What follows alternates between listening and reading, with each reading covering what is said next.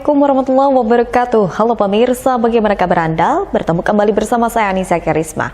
Seputar informasi Kabupaten Kota Waring Timur akan kami hadirkan dalam Jurnal Kotim. Berikut informasi selengkapnya untuk Anda.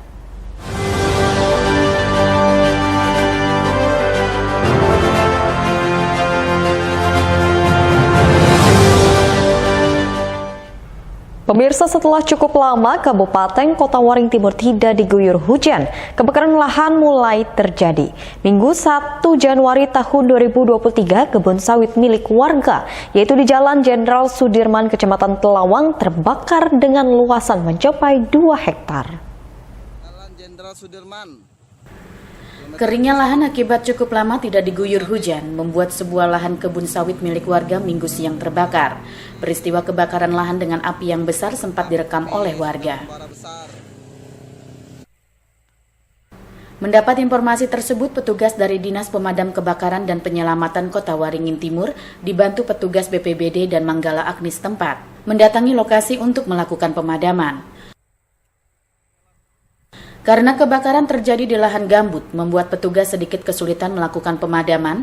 Pasalnya kebakaran di lahan gambut menimbulkan bara api di bawah permukaan tanah yang sulit dipadamkan. Berdasarkan data Dinas Pemadam Kebakaran dan Penyelamatan Kota Waringin Timur, kebakaran terjadi di 2 titik yang berbeda. Titik pertama dengan luasan 200 x 200 meter persegi atau sekitar 2 hektar, sedangkan di titik kedua sekitar 60 x 60 meter persegi. Perlu waktu sekitar 1 jam lebih hingga akhirnya petugas berhasil memadamkan api. Telah terjadi kebakaran lahan di Jalan Jenderal Sudirman kilometer 30 dengan 2 titik dengan dugaan sementara alam yang mulai memasuki musim kemarau. Titik pertama kisaran kurang lebih 60 x 60 meter. Titik kedua kisaran 200 x 200 dan penanganan dari damkar mengerahkan 2 unit mobil pemadam kebakaran dengan 10 personil dengan bantuan personil dari BPBD dan Manggala Agni. Belum dipastikan penyebab terjadinya kebakaran lahan yang terjadi, namun pengaruh cuaca yang terik dan tidak terjadinya hujan cukup lama membuat rawan terjadinya kebakaran hutan maupun lahan. Masud Badarudin, Hayat TV.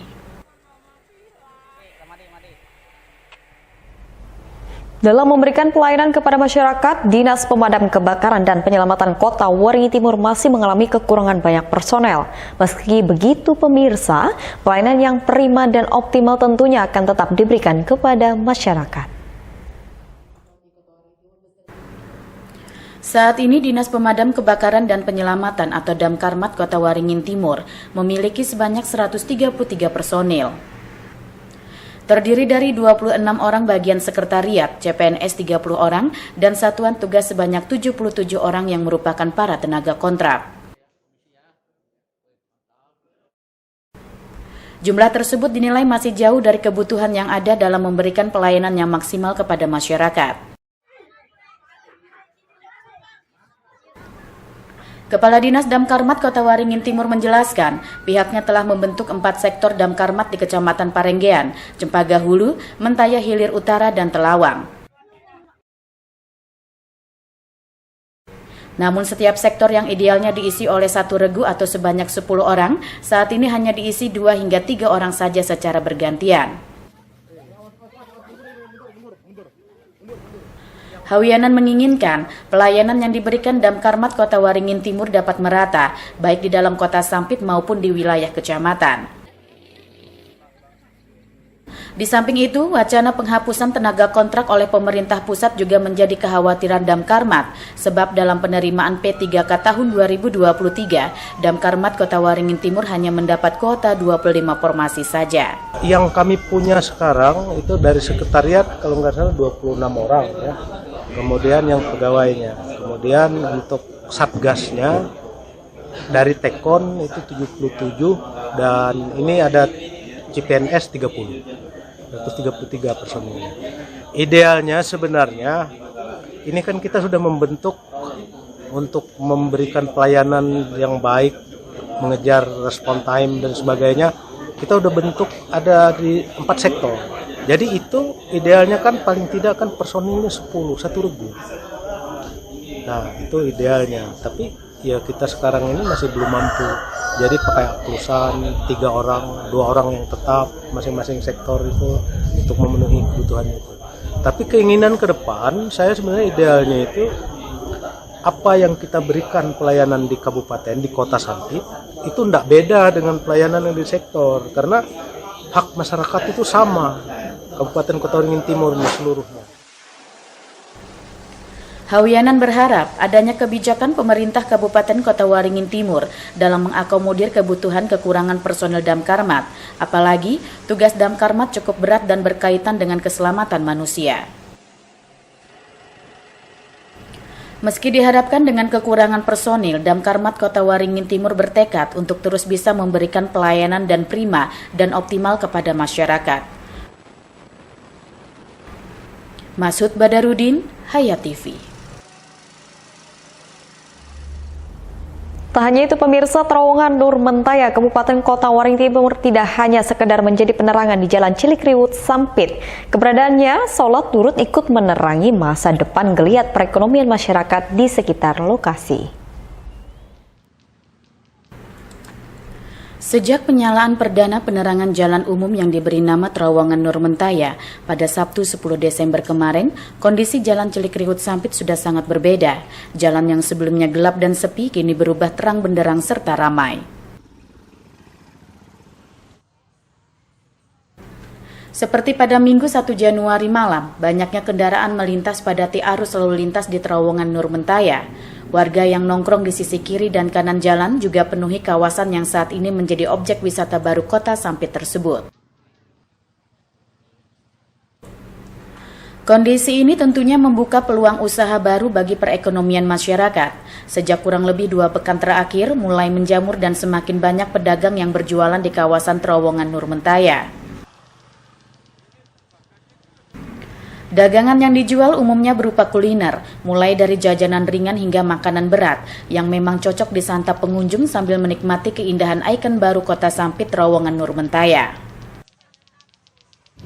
Dengan adanya Terowongan Nur Mentaya ini, kelihatannya perekonomian di sekitar Cilikriwut ini cukup meningkat. Tetapi pastinya ada sisi positif dan negatifnya ya. Salah satunya adalah mungkin banyaknya sampah yang dari masyarakat nih yang berkunjung ke sini kadang-kadang lupa untuk membuang bekas-bekas makan atau minum sehingga ditinggalkan di pinggir-pinggir jalan. Tapi kami sebagai pedagang di sekitar sini kami bertanggung jawab untuk daerah yang di depan tempat kita aja gitu kita bersihkan. Tapi kalau di daerah yang tidak ada pedagangnya itu kadang-kadang tidak ada yang membersihkan. Cuman sekarang kalau pagi itu sudah ada petugas penyapu jalanan dari yang disediakan oleh pemerintah kita untuk membersihkan sampah-sampah yang ada. Jadi alhamdulillah sekarang sudah ada petugas penyapu jalanan yang membersihkan jalan di sekitar Cilikriwut ini. Menurut pengunjung, gemerlap Terowongan Nur Mentaya yang ditata dengan rapi dan indah memang sangat cocok sebagai tempat bersantai bersama keluarga, teman maupun kerabat.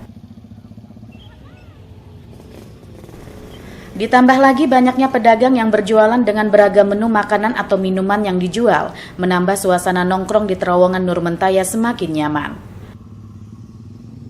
Luar biasa memang Kotim ini.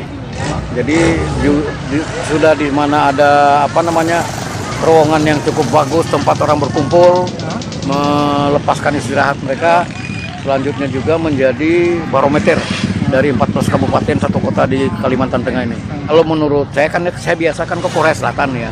Di Korea Selatan itu kan saya melihat terowongan seperti ini tapi lampunya agak rapat. Kali ini kan agak jarang. Tapi sudah bagus.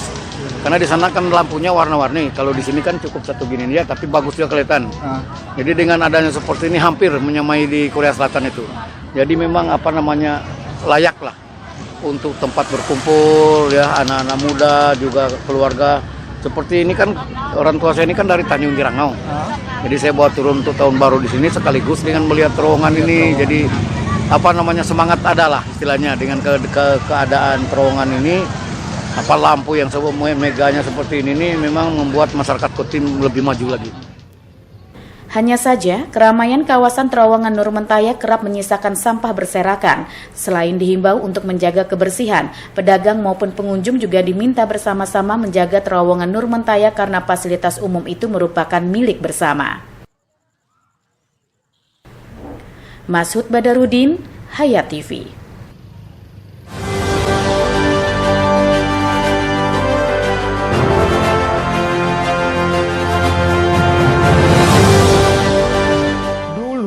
TV di rumah Inyong cuma jadi pajangan. Lah kepriben, punya TV gambar nggak bisa ditonton. Beruat sampai ganti TV, ganti kabel, ganti antena, pindah tempat. Tetap baik, beruat.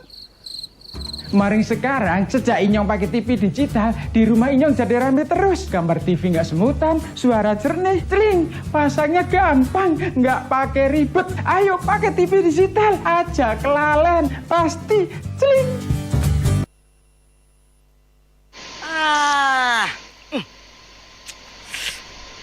Gambarnya jangkrik.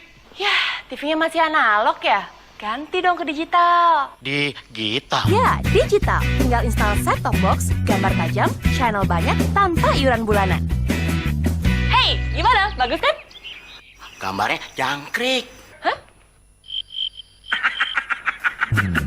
Sambut era digital dan nikmati kesempurnaan gambarnya. Yuk nonton siaran televisi digital.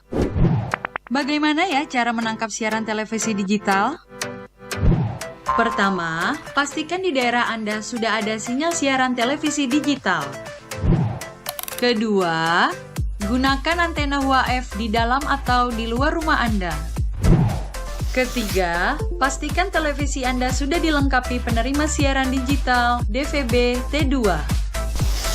DVB T2 merupakan jenis sinyal yang digunakan Indonesia dalam penyiaran televisi digital. Keempat, pilih autoscan, lalu pindai televisi Anda. Bagaimana jika televisi Anda masih analog? Pasangkan set-top box, televisi Anda otomatis menangkap siaran digital. Bersih gambarnya, jernih suaranya, canggih teknologinya.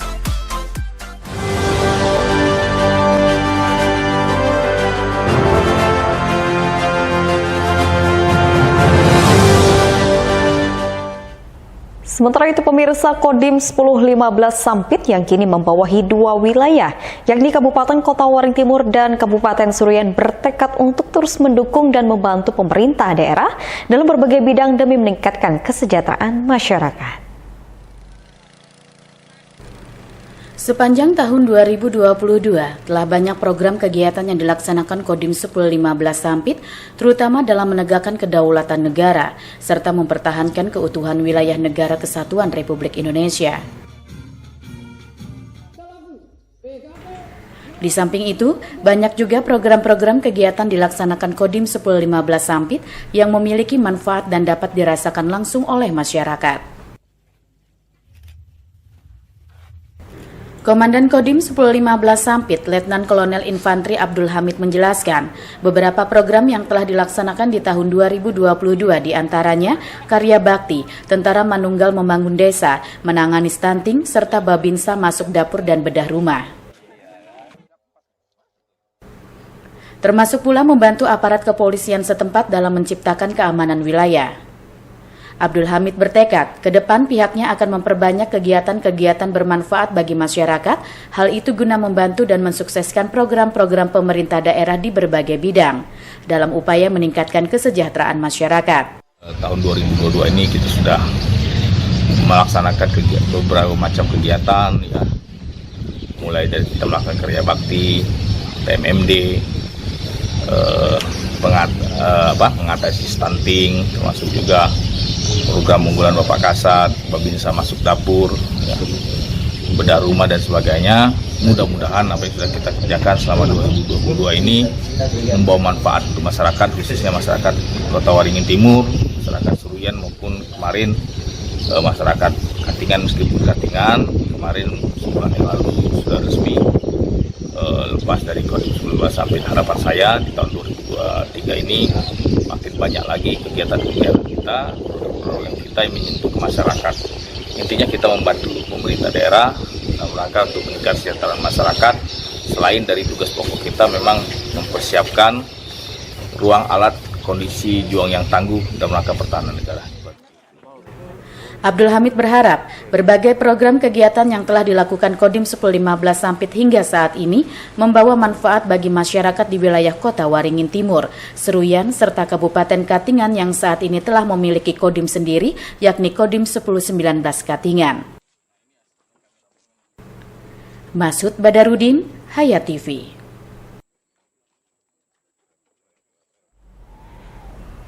Sementara itu pemirsa, Asosiasi Futsal Kabupaten Kota Waring Timur gelar Liga 1 Futsal yang diikuti sebanyak 16 tim. Turnamen yang digelar pada penghujung tahun 2022 lalu juga sebagai sarana penjaringan atlet potensial, yaitu sebagai persiapan menghadapi Pekan Olahraga Provinsi Kalimantan Tengah. Partai Puncak Liga 1 Asosiasi Futsal Kabupaten atau AFK Kota Waringin Timur mempertemukan dua tim terbaik yakni Kongsi melawan Gen FC pada Jumat 30 Desember malam kemarin. Dalam pertandingan final yang disaksikan masing-masing pendukung, Gen FC berhasil menjadi juara setelah mengalahkan Kongsi dengan skor 3-2. Diikuti sebanyak 16 tim, Liga 1 AFK Kota Waringin Timur berlangsung selama 1 pekan. Kegiatan ini mendapat dukungan dan apresiasi dari pemerintah Kota Waringin Timur. Raihansa selaku staf ahli Bupati Kota Waringin Timur menyebut, dari pertandingan yang berlangsung, banyak bibit atlet potensial yang diharap bisa dijaring untuk memperkuat tim futsal Kota Waringin Timur pada Porprov nantinya. Asosiasi Futsal Kotim AFK yang sudah sukses menyelenggarakan Liga 1 Futsal tahun 2022. Dan alhamdulillah seperti yang sudah kita lihat bersama tadi dalam hasil pertandingan, itu memang banyak sekali bibit-bibit yang bisa kita potensi-potensi di Kabupaten Kota Waringin Timur yang bisa kita jaring untuk atlet-atlet ke depannya. Dan kami selaku pemerintah daerah akan terus mensupport kegiatan-kegiatan yang bersifat positif khususnya para remaja-remaja di Kabupaten Kota Waringin Timur. Hal senada juga diungkapkan Sekretaris AFK Kota Waringin Timur Adi Wahyudi yang menjelaskan selain event reguler tahunan, Liga 1 Futsal ini digelar untuk memantau para pemain-pemain berbakat. Sehingga diharapkan para atlet futsal berbakat tersebut nantinya dapat membawa futsal Kota Waringin Timur meraih medali emas pada Porprov Kalimantan Tengah. Liga 1 Asosiasi Futsal Kabupaten Kota Waringin Timur ini kita selenggarakan secara reguler setiap tahun, di mana ini adalah wadah atlet-atlet potensial yang ada di Kabupaten Kota Waringin Timur untuk bisa menampilkan skill, teknik, dan lain-lain. Dan untuk Liga 1 tahun 2022 ini untuk menjaring atlet-atlet potensial yang akan kita persiapkan untuk ajang Pekan Olahraga Provinsi Kalimantan Tengah pada tahun 2023. Untuk memfasilitasi pemain dan penghobi olahraga futsal, AFK Kota Waringin Timur mengharapkan pemerintah daerah setempat membangun lapangan futsal berstandar nasional. Lapangan itu diharap sudah bisa digunakan pada Porprov Kalimantan Tengah yang dijadwalkan berlangsung di Kota Waringin Timur pada pertengahan tahun 2023 mendatang. Masud Badarudin, Hayat TV. Pemirsa, tahukah Anda Pasar Tradisional Al-Kamal Sampit sebagai nominasi Pasar Pangan Nasional tahun 2022 lakukan bagi-bagi hadiah kepada pengunjung dan pedagang pasar setempat. Untuk memeriahkan malam pergantian tahun, hadiah diundi pada Sabtu 31 Desember tahun 2022 lalu. Kemeriahan malam pergantian tahun 2022 menuju 2023 dirasakan oleh hampir seluruh warga Kota Sampit, tidak terkecuali warga dan pedagang di kawasan Pasar Tradisional Al-Kamal di Jalan Hasan Mansur Sampit. Pasar yang diklaim dikunjungi 5.000 orang per hari mengundi puluhan hadiah bagi pengunjung dan pedagang, dengan kuponnya telah dikumpulkan sejak 2 bulan lalu. Hadiah utamanya 1 kulkas untuk pengunjung dan 1 mesin cuci untuk pedagang. Pasar Tradisional Al-Kamal Sampit merupakan nominasi Pasar Pangan Nasional mewakili Provinsi Kalimantan Tengah dalam ajang apresiasi oleh Badan Pengawas Obat dan Makanan atau BPOM. Supriyadi Elia selaku pengelola sekaligus pemilik Pasar Tradisional Al-Kamal menyebut pengundian hadiah rutin dilakukan pada momen hari-hari besar sejak 5 tahun terakhir. Tujuannya adalah untuk menarik pengunjung. Untuk hadiah ini kegiatan setiap tahun untuk hari besar, Idul Fitri, Tahun Baru, pasti setiap hari besar, Idul Fitri, Tahun Baru, kami akan membagikan hadiah-hadiah door prize untuk para pengunjung yang datang ke sini. tanpa harus berbelanja banyak, nggak perlu. Mau bawang 1 on aja tetap minta. Jadi kupon itu kami bagikan gratis. Sudah berjalan hampir 5 tahun yang 5 tahun ini. Sudah 5 tahun. Untuk menarik pengunjung. Untuk menarik pengunjung. Jadi untuk pengunjung 10 door prize, untuk pedagang 10 door prize. Jadi khusus kami pisahkan untuk pengunjung khusus sendiri, untuk pedagang khusus sendiri. Alhamdulillah bagus ya. Tadi dapat bendera apa dong? Mixer. Mixer. Nggih. Pian sudah berapa lama Bang berjualan di sini Bang? Sekitar 2 tahun lebih. Sudah 2 tahun. Ini sebelumnya pernah dapat? Belum pernah. Baru pertama. Ini pertama ya. Pertama dapat tahun baru Bang ya? Ya. Tahun baru dapat mixer. Mixer. Nggih. Ini rencananya gimana? Mau dipakai sendiri atau gimana Bang? Mau dipakai sendiri. Pengundian hadiah oleh pasar tradisional Al-Kamal yang buka dari pagi hingga malam hari itu mendapat dukungan dari warga setempat yang selama ini merasakan manfaat keberadaan pasar Al-Kamal di lingkungan mereka. Dari awal sudah memulai rancangan ke depan. Dari tahun pertama kami sudah mengadakan undian berhadiah ini untuk para pengunjung maupun para pedagang dan pengikat para pengunjung, supaya para pengunjung ini betah ke pasar Al-Kamal, karena di tempat kami pasar ini selalu bersih, aman dan sehat. Sementara sekarang di akhir tahun 2022 ini sudah mencapaikan 5.000 atau 6.000 orang. Per hari atau gimana? Per hari. Alhamdulillah pasar kami dari pasar tradisional Al-Kamal ini mendapatkan juara pertama se-Kalimantan Tengah. Jadi kami di bulan Januari 2023 ini akan mengikuti lomba ajang nasional. Pengundian hadiah oleh pengelola pasar Al-Kamal di Kelurahan Baamang Tengah, Kecamatan Baamang rencananya akan kembali dilakukan pada momen Idul Fitri tahun 2023 dengan jumlah hadiah yang rencananya akan lebih banyak lagi. Masud Badarudin, Hayat TV. Demikian pemirsa liputan Jurnal Kotim yang telah kami sampaikan. Berita tadi sekaligus menutup perjumpaan kita pada hari ini. Saya Anissa Karisma mohon undur diri dari hadapan Anda dan mewakili seluruh jajaran yang bertugas. Akhir kata, wassalamualaikum warahmatullahi wabarakatuh dan sampai jumpa.